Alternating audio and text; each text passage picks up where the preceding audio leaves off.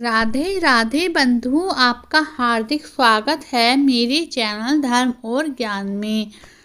हम जानते हैं कि मोक्षदा एकादशी का व्रत किस दिन करना है। ये 22 तारीख को करना है या 23 को करना है। मोक्षदा एकादशी का व्रत करने से मनुष्य को अपने पापों से मुक्ति मिलती है। वो मनुष्य अपने सब पापों से छूटकर अंत में सब भोगों को भोगकर विष्णु लोक को प्राप्त होता है। यह एकादशी बहुत ही महत्वपूर्ण होती है। बंधुओं, वर्ष भर में 24 एकादशी आती हैं, लेकिन जब अधिक मास लगता है तो एकादशी की संख्या 26 हो जाती है और हर एकादशी का अपना विशेष महत्व होता है। मार्गशीर्ष मास की एकादशी जो शुक्ल पक्ष की है, यह पूर्ण एकादशी होती है।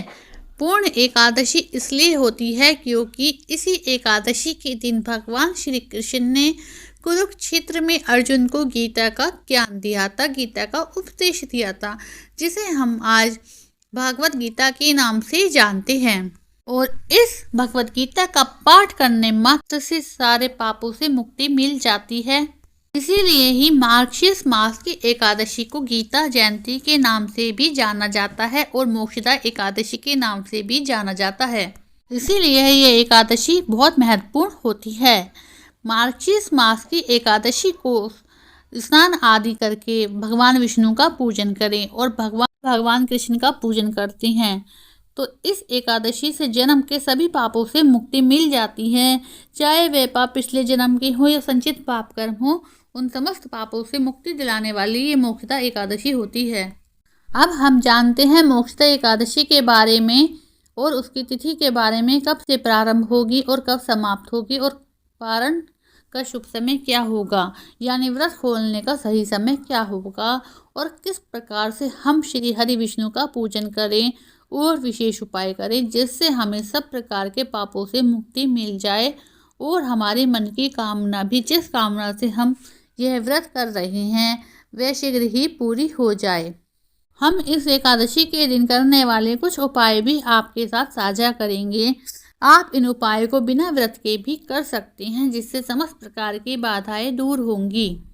हम आपसे कुछ ऐसे महा उपाय शेयर कर रहे हैं। इन उपायों को आप एकादशी के दिन श्रद्धा भाव से कर सकते हैं। निश्चय ही इसका फल मिलता है और समस्त मनोकामना भी पूरी होती है। इस दिन किया गया उपाय और पूजा का फल कई गुना होकर मिलता है, कई जन्मों तक इसका फल मिलता है। वीडियो को पूरा जरूर देखिए। वीडियो अच्छी लगे तो लाइक भी जरूर करें।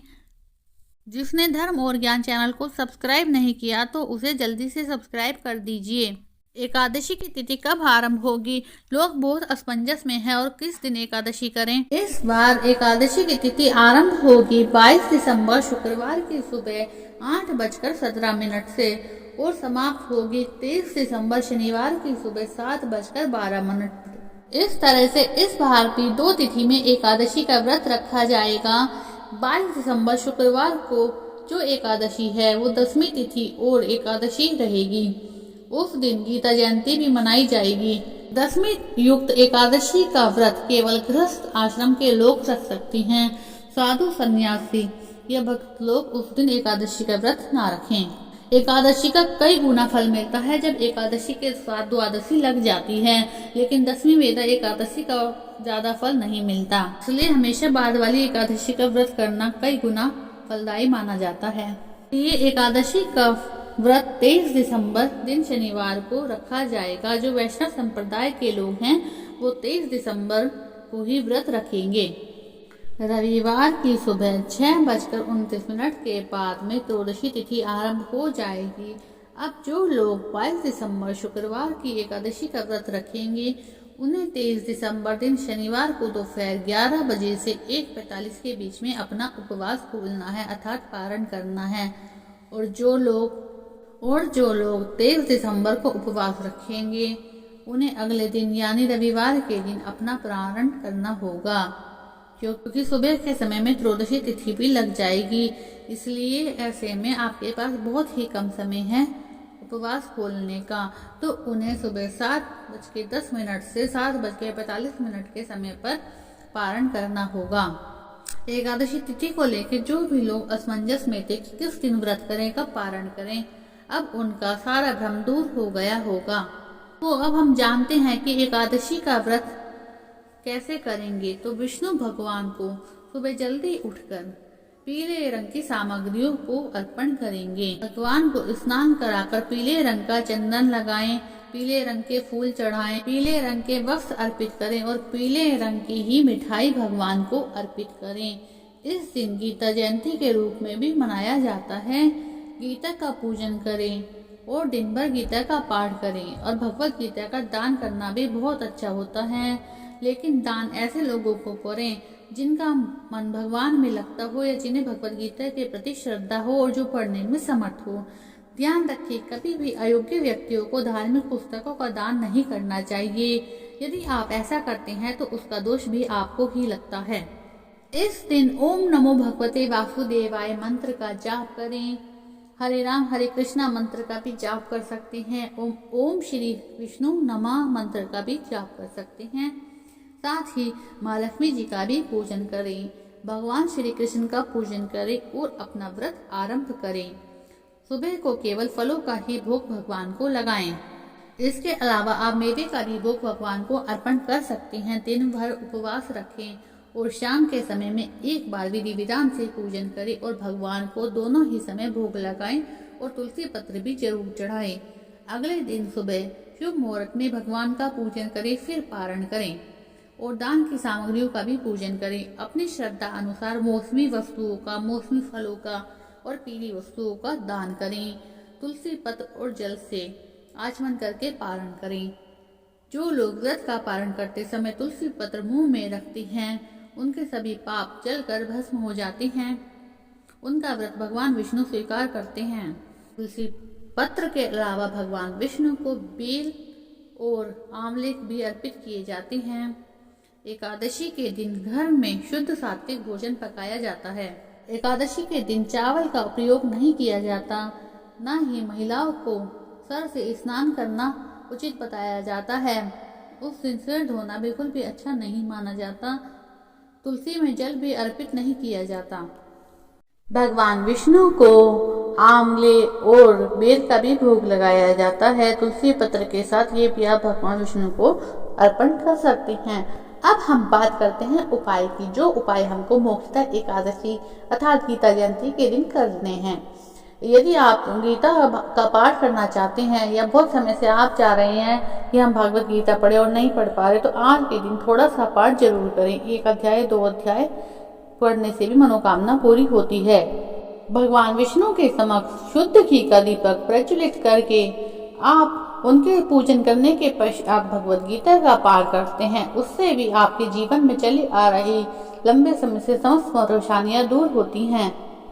दूसरा उपाय जो करना है वो है भगवान विष्णु के समक्ष पीले वस्त्र, पीले फल, पीली मिठाई आप अर्पण कर दीजिए और फिर उनको इतना अर्पण कीजिए कि वो आप दान कर सके। और अगले ही दिन द्वादशी के दिन जब आप पारण कर ले तो उन्हें दान में गरीबों को बांट दीजिए। इससे भी आपकी मनोकामनाएं पूर्ण होगी।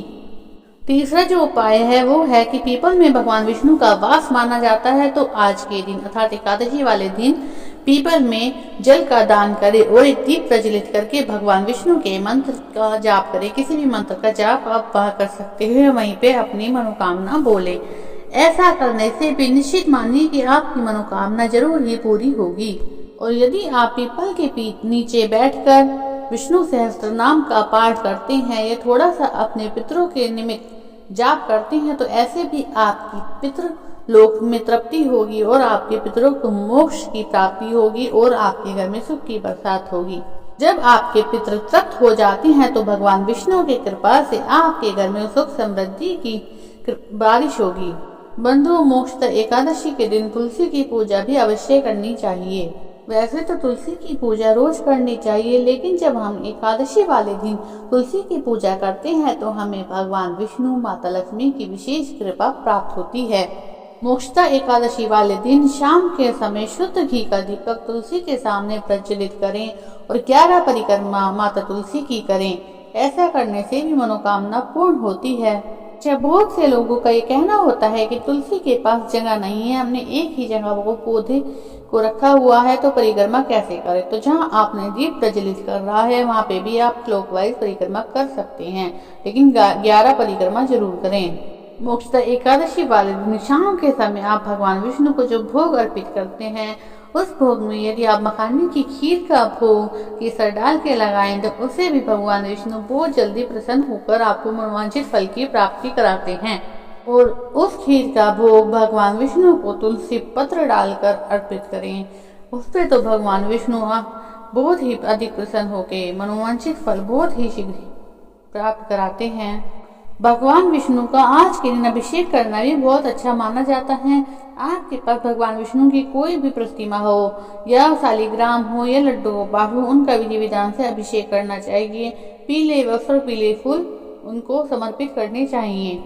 भगवान श्री हरि विष्णु के सामने बैठकर तुलसी की माला से यदि ओम नमो भगवते वासुदेवाय मंत्र का जाप करते हैं तो इस व्रत का संपूर्ण फल आपको प्राप्त होता ही है और भगवान विष्णु की असीम कृपा भी आपके ऊपर बरसती है और आपके मन की कोई भी कामना हो भगवान श्री कृष्ण की कृपा से वो जरूर ही पूरी होती है।